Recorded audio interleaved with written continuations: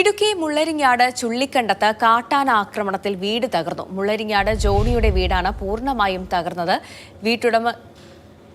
വീട്ടുടമയ്ക്ക് അസുഖമായതിനെ തുടർന്ന് രാത്രിയിൽ കുടുംബം മകന്റെ വീട്ടിലേക്ക് മാറി താമസിച്ചതിനാൽ ആളപായം ഉണ്ടായില്ല. വനം വകുപ്പ് സ്ഥാപിച്ച ഫെൻസിംഗ് തകർത്ത് ജനവാസ മേഖലയിൽ ഇറങ്ങിയ കാട്ടാനയാണ് ചുള്ളിക്കണ്ടത്ത് നാശം വിതച്ചത്. പുലർച്ചെയോടെയാണ് കാട്ടാന വീട് തകർത്തത്. നേരത്തെ ഇതേ സ്ഥലത്ത് ഒരാൾ കാട്ടാന ആക്രമണത്തിൽ കൊല്ലപ്പെട്ടിട്ടും വനം വകുപ്പ് സുരക്ഷാ നടപടികൾ സ്വീകരിച്ചില്ല എന്ന പരാതിയും ഉയരുന്നുണ്ട്. ഈ പ്രതിസന്ധി ഉണ്ടായിരിക്കുന്നത് നേര്യമംഗലം റേഞ്ച് ഓഫീസിന്റെ കീഴിലുള്ള ഉദ്യോഗസ്ഥരുടെ അനാസ്ഥ മൂലമാണ്.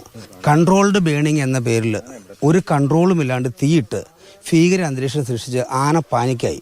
ഇവിടെ ഈ ഒരു മരമല്ല, ഈ ഒരു മരം വീട്ടിൽ ഇവിടെ 100 കണക്കിന് മരങ്ങളാണ് ആന പാനിക്കായിട്ട് തള്ളിയിട്ടിരിക്കുന്നത്.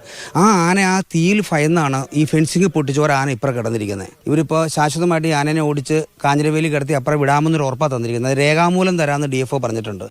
വനംവകുപ്പ് പറഞ്ഞിരിക്കുന്നത് വീട് പുനഃസ്ഥാപിച്ചു കൊടുക്കാമെന്നും അതുപോലെ തന്നെ മരങ്ങൾ വെട്ടിമാറ്റുന്നതിന് വേണ്ടിയുള്ള നടപടി സ്വീകരിക്കാമെന്നും ആനയെ ഇവിടുന്ന് തുരത്തുന്നതിന് വേണ്ടി കുറച്ച് താമസം വരും, എന്നാലും അതിനുവേണ്ടിയുള്ള നടപടി സ്വീകരിക്കാമെന്നും ഉറപ്പ് കണ്ടിട്ടുണ്ട്. പ്രതിഷേധം ഉണ്ടായിരുന്നു. ജനങ്ങൾക്ക് ആ ഉറപ്പിൽ വിശ്വാസം വന്നിട്ടുണ്ട്. പഞ്ചായത്തിന്റെ ഇടപെടലിലും വനംവകുപ്പിന്റെ ഇടപെടലിലും വിശ്വാസം വന്നിട്ടുണ്ട്. അതുകൊണ്ട് ജനങ്ങൾ അതിൽ വിശ്വസിച്ച് ശാന്തരായിട്ടുണ്ട്. ഞങ്ങൾ എൻ്റെ മകൻ്റെ വീട്ടിലേക്ക് ഇന്നലെ കിടക്കാൻ വേണ്ടി പോയായിരുന്നു.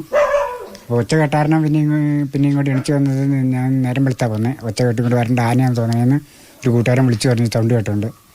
അതുകൊണ്ട് നിങ്ങൾ വന്നപ്പോൾ വീടെല്ലാം നശിച്ചു കെട്ടി മരം വീണ് ആന തള്ളിച്ചാടിച്ച് വീണ് കിടക്കുവാണ്. അപ്പോൾ ഇതിന് ഒരു വീട് പണിത് കിട്ടാനുള്ളൊരു സംവിധാനം നമുക്ക് ചെയ്ത് കിട്ടണം. ആന ശല്യം ഇവിടുന്ന് ഒഴിവാക്കണം. ആന നിരന്തരമായിട്ടുള്ള ശല്യമാണ് ഇതുണ്ടായത്. കുറേ 3-4 ദിവസമായിട്ട് തീരെ ഇവിടെ ഉണ്ടായിരുന്നു ആന. അതുകൊണ്ടാണ് അങ്ങോട്ട് പോയത്.